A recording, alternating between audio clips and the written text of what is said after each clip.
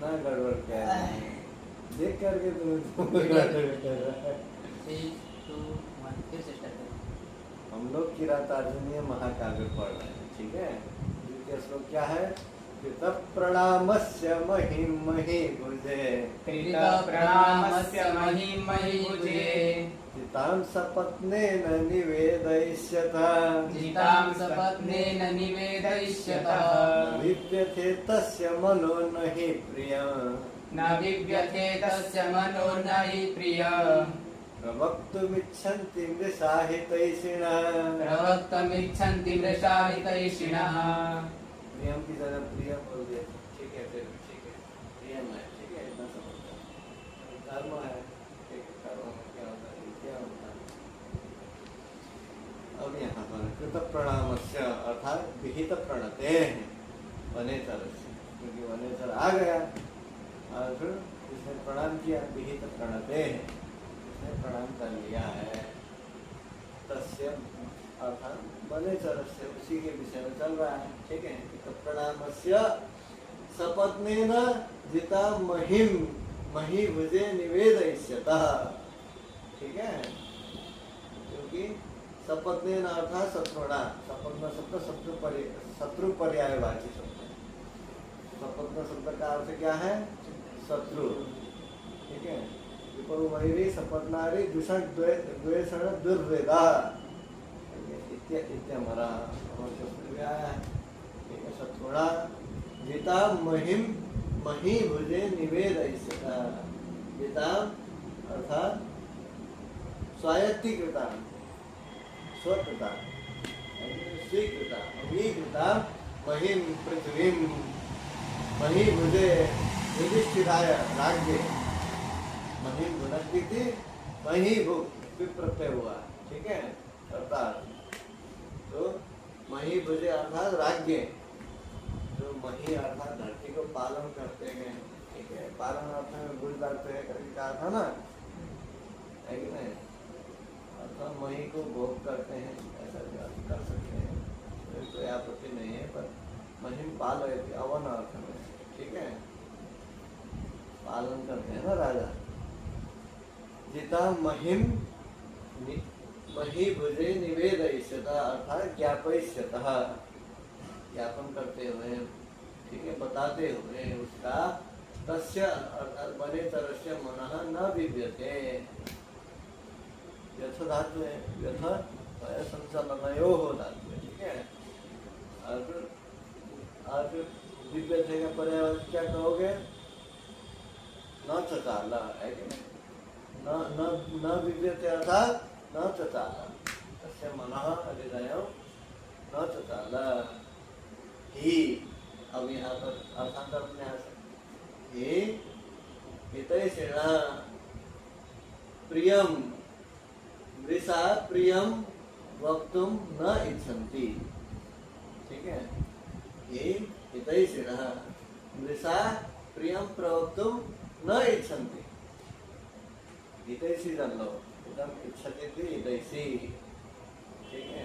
तस्य क्योंकि हितैषिणः इसके साथ अन्वयी है, ठीक है, आदात्म्य से, ठीक है। इसलिए ये हितैषिणः मृषा प्रियं प्रवक्तुं न इच्छन्ति, झूठ मूठ का असत्य बोलना नहीं चाहते, ठीक है। असत्य जो झूठ मूठ का हो और फिर हितकारी न हो, ऐसा हितैषी जन लोग नहीं कहते। हितैषी जन लोग यदि असत्य ही है तो भी प्रियता के लिए, मतलब चापलूसी के लिए ऐसा नहीं करते। वो लोग यथार्थ जैसा है वैसा ही कहेंगे, क्योंकि सुधार होगा, क्योंकि शत्रुता करनी ही है ना, है कि नहीं? इसीलिए मृषा अर्थात मृषा का मिथ्या, प्रियम प्रवक्तुं न इच्छन्ति अर्थात न कांक्षन्ति, ठीक है। ऐसे संस्कृत में भी अर्थ हो गया, ठीक है। अब श्लोक बोलो। तत्प्रणामस्य महिं महिभुजे, जितां सपत्नेन निवेदयिष्यतः, न विद्यते तस्य मनो न हि प्रियं, प्रवक्तुमिच्छन्ति मृषाहितैषिणः। ठीक है। अब यहाँ समास एक दो जगह ही है, ठीक है। यतः प्रणामः येन सह तस्य इति प्रणामस्य विहित प्रणामस्य अथवा विहित प्रणते प्रणतस्य ऐसे करके अनेक कैसे विनतस्य ऐसे पर्यायवाची शब्द कह सकते हो। शपथ लेने का अर्थ ये अव्युत्पन्न नहीं सकता है करके कह दिया गया है। अर्थ बहुव्रीहि समास में शत्रु पर्याय सपत्न शब्द शत्रु पर्याय करके कह दिया गया है। यद्यपि सपत्ति शब्द से मतलब बनाया गया है तभी सपत्न करके अव्युत्पन्न नहीं माना गया, बहुत ठीक है। तो ये श्लोक पूरा हो गया। यहाँ पर विशेष कोई भी मतलब इसीलिए घंटापथ व्याख्या में भी इसके विषय में ज़्यादातर नहीं कहा, ज़्यादा नहीं कहा, क्योंकि इसमें कुछ विशेष नहीं कहा है। उसके बाद चलेगा आगे पढ़ो, इसमें कोई डाउट तो नहीं है। शपथ में कहा था हमने क्या कहा? दिव्य थे का अर्थ क्या है? दिव्य थे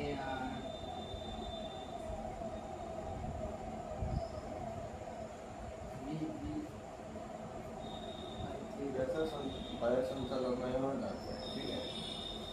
वो करना व्यथित नहीं हुआ कहते हो, अच्छा। डरा नहीं, झिझका नहीं, ठीक है, यही तो अर्थ है। कहते हो डरा नहीं, थोड़ा भी झिझका नहीं, झिझक जो होता है वो नहीं हुआ। भय अर्थ भी लग रहा है, संचलन अर्थ भी लग रहा है, न उसमें नहीं है, स्थान में होता है। तो व्यथित नहीं हुआ, भयभीत नहीं हुआ, वो कहते हो चलित नहीं हुआ, कोई मतलब प्रचलन नहीं हुआ, थोड़ा इधर उधर डगमगाया नहीं।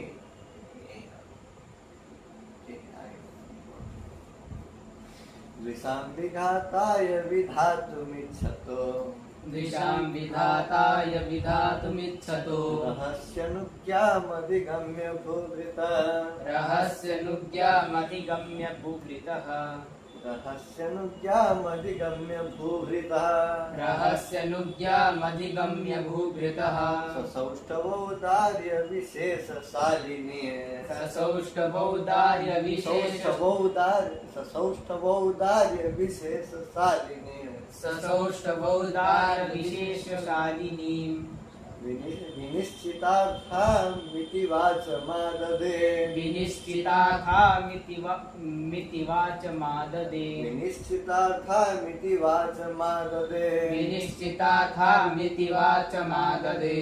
ठीक है। अब यहाँ पर मुख्य क्रिया आददे, ठीक है। अब इसी के अनुसार चलेगा। विशाल विघाताय विधातु इच्छतः, इसका अपना क्रम बराबर है। विशाल विघाताय विधातु इच्छतः कस्य बने तक विषय में आ रहा है, ठीक है। अनुज्ञान अधिगम्य, अनुज्ञा को प्राप्त करके। अब यहाँ पर विशाल विघाताय शत्रुओं को विनाश करने के लिए, दुर्योधन इत्यादियों का विनाश करने के लिए और आगे बढ़ने की चाहना करने वाले युधिष्ठिर की आज्ञा ले करके बने करके, आज्ञा लिया ना, आज्ञा तो लेना पड़ेगा ना। कुछ कहना है तो राजन आपकी आज्ञा हो तो हम के विषय में कुछ कह सकते हैं, जो आपने आज्ञा दिया था वो बताना चाहते हैं, तो मन में लेकर पूरा मतलब, क्योंकि प्रश्न मतलब राजा आएगा और फिर डायरेक्ट वो थोड़ी ना बोलेगा कि ऐसा हुआ, ऐसा है, वैसा है करके। मैंने राजा की आज्ञा लेगा, उसके बाद ही मतलब ऐसा कर रहा है करके बताएगा, ठीक है। इसलिए तो प्रणाम से करके ये सब प्रणाम पहले व्यावहारिकता होती है ना, व्यवहार कैसे करना है राजा के साथ, ये सब व्यवहार से चलते हैं। सब बने तो है किरात, फिर भी इतना व्यवहार पता है, तभी दृष्टि इतना मतलब तीक्ष्ण है, रहेगी ना। जबकि ये म्लेच्छ जाति है, म्लेच्छ जाति होने पर भी इतना संस्कार है कि मतलब प्रणाम कर रहा है, प्रणाम करके मतलब निवेदन करने के लिए आज्ञा मांग रहा है कि नहीं? आजकल की म्लेच्छ जाति में ऐसा होता है, सब उल्कस जाति, चांडाल जाति में ऐसा होता है? नहीं है। विषाम शत्रुणाम विघाताय मारणाय, ठीक है, विहिंसनाय, विहिंसनाय, है कि नहीं? विधातुम कर्तुम इच्छतः कांक्षतः, ठीक है, ऐसे करके पर्यायवाची लिखना पड़ता है तुम लोगों को यहाँ पर व्याख्या लिखा है, ठीक है। भागवत में हमको जब लोग पढ़ाते थे तो एक एक शब्द का संस्कृत में भी पर्यायवाची, हिंदी के सहित संस्कृत में भी, इसलिए हम आगे से क्या है, ठीक है। हिंदी के साथ साथ थोड़ा एक संस्कृत शब्द भी कहोगे तो व्याख्या में जितने भी व्याख्या आए हैं पदार्थ में वो संस्कृत में ना लिखोगे, थोड़े ना हिंदी में लिखोगे तुम लोग। अनुज्ञान कस्य अनुज्ञान अधिगम्य, ऐसे जो युधिष्ठिर हैं जो शत्रुओं को नाश करने की इच्छा करते हैं, उनकी आज्ञा लेकर अनुज्ञान अधिगम्य अर्थात प्राप्य, आज्ञा प्राप्य, ठीक है। रहसी अर्थात एकांत, ठीक है। रह शब्द का अर्थ क्या है? एकांत में। एकांत में क्या कहा? सह वनेचर, सह का अर्थ वनेचर। सौष्ठव औदार्य विशेषशालिनी, सौष्ठव और औदार्य विशेष है जिसमें, वैसी वाणी को कहा। सौष्ठव क्या है? शब्द सामर्थ्य जिसमें है, और औदार्य अर्थात अर्थ गौरव जिसमें है, वैसी वाणी को कहा, कहने लगा।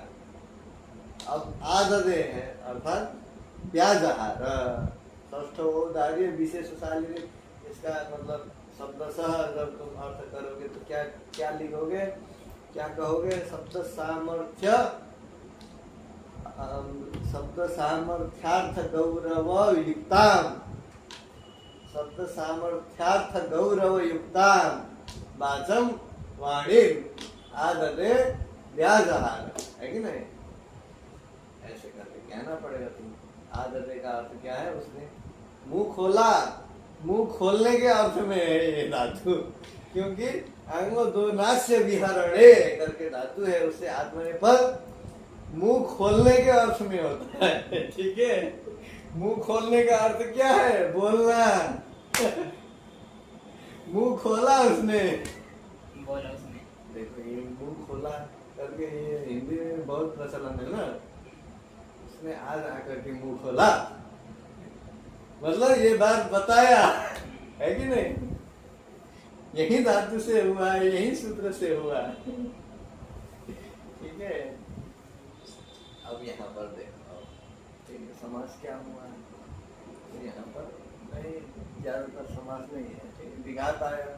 अब यहाँ पर विषाम करके जो दिया है वो कर्मणि षष्ठी है, कर्म में षष्ठी दिया है, विघात शब्द है, गाय प्रत्यय हुआ है, भाववचनार्थ सूत्र से गाय प्रत्यय हुआ है, तुमर्थात् से भाववचनार्थ ये सूत्र है, इससे चतुर्थी हो गई है।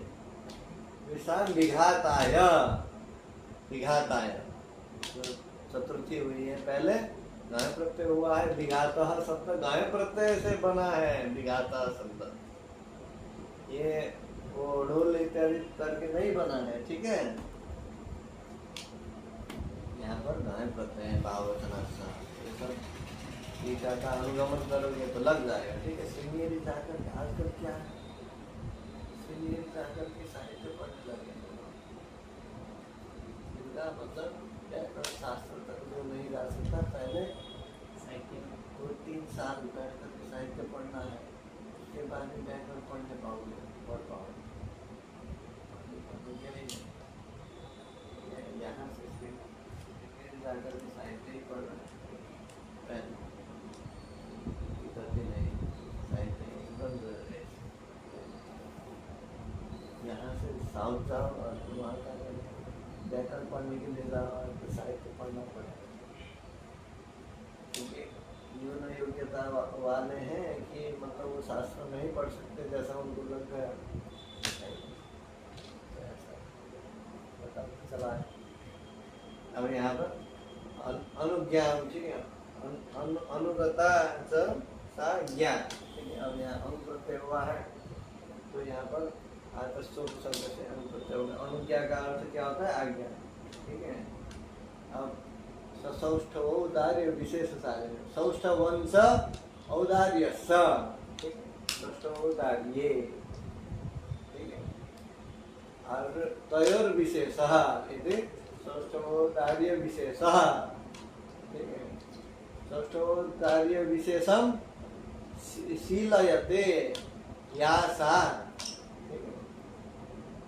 सा सौष्ठ औदार्य विशेष शालिनी ताम, षष्ठोदार्य विशेष शालिनी, ऐसे समास हुआ है, ठीक है। और फिर इसका अर्थ हमने शब्द संख्या कहा कि जहाँ पर शब्द सामर्थ्य और अर्थ गौरव है, ऐसी वाणी को उसने कहा किरात है, नेच्छ जाती है। और फिर इतना दिव्य वाणी बोला, क्योंकि कवि बोल रहे हैं ना, कवि उसके मुंह से बोल रहे हैं तो काव्यमय मतलब अर्थ गौरवमय बोल देंगे उसके मुंह से भी, है कवि की विशेषता है। औदार्य विशेष ये सब जब तुम मतलब भारवी का वर्णन करोगे तो ये सब श्लोक डालकर, ये श्लोक डालोगे तो भी भारवी का वर्णन हो जाएगा। खास में ये तो किसका वर्णन है? किरात का वर्णन है, पर ये अपनी विशेषता बता रहे हैं, ठीक है। अपनी विशेषता को यहाँ रख रहे हैं। बाद में भी न स्वीकृतमर्थ गौरवम करके अपनी विशेषता वहां जा करके भी प्रकट करेंगे। हम हमारी विशेषता काव्य में ऐसी है जो किसी की नहीं, ठीक है, समझ गए। आददे अर्थात व्याजा सर्वपूर्व तो नाश्य से आत्मनिपद इसीलिए किया गया, ठीक है, ठीक है। एक बार श्लोक पढ़ो। विसाम्बिघाताय विधातुमिच्छतो रहस्यनुज्ञामधिगम्य भूभृतः सौष्ठवोदार्य विशेषशालिनीं विनिष्कृतार्थामिति वाचमाददे। बढ़िया श्लोक है। बाद में तुमको ये अभी तो वंशस्थ संबंध में है, अभी स्वागता योगी के संबंध इत्यादि में आएगा तो कहने में भी इतना आनंद आएगा कि मतलब इससे बढ़िया काव्य कोई नहीं होगा, ऐसा लगेगा। वंशस्थ संबंध थोड़ा बोरिंग टाइप का हो सकता है, क्योंकि उपजाति संबंध और वंशस्थ संबंध थोड़ा बोरिंग टाइप का होता है, ऐसा लगता है। पर सब मतलब कालिदास जैसे महाकवि लोग ज्यादातर यही संज्ञा में लिखते हैं, क्योंकि सबसे सरल संज्ञा है। और फिर लोग कहने लगते हैं